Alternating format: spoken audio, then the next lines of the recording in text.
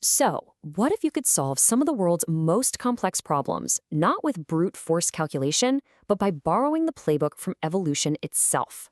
Well, that right there is the incredible idea behind a concept in computer science called genetic algorithms.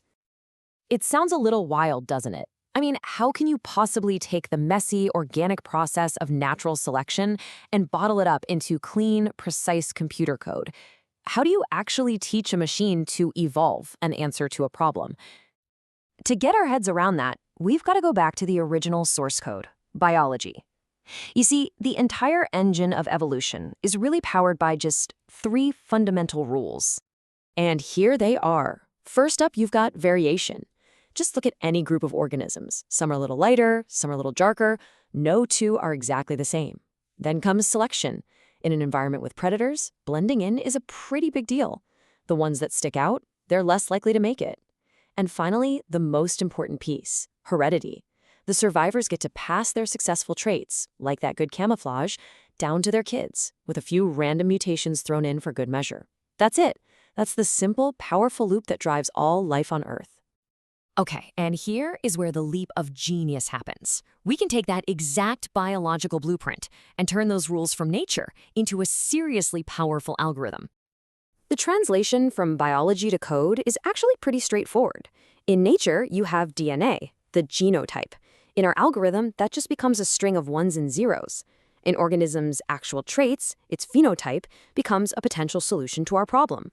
And that ultimate biological goal of survival, well, in our world, that just means getting a high fitness score. So how is that fitness score decided? That's the job of the most critical piece of the entire system, the fitness function. This is basically the rulebook.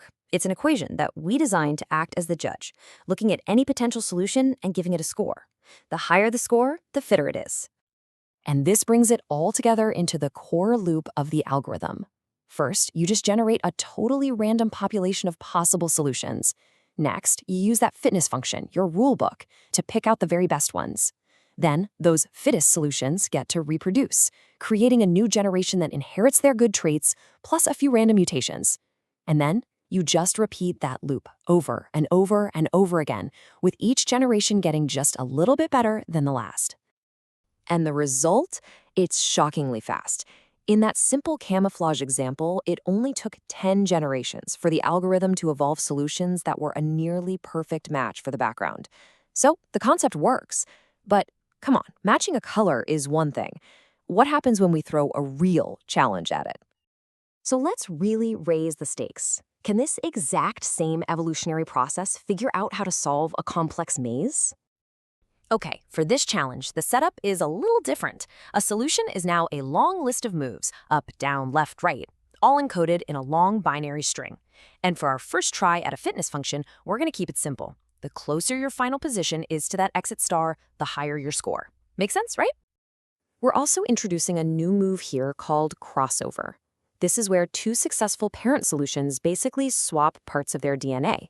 You can think of it like two different maze runners sharing notes. They take the first half of one successful path and splice it with the second half of another one. It's a great way to explore a much wider range of possible routes. So we've got it all set up, we hit the go button, and it fails. Completely. All of the solutions just pile up in the same corner of the maze, and they can't get any further. So what on earth went wrong?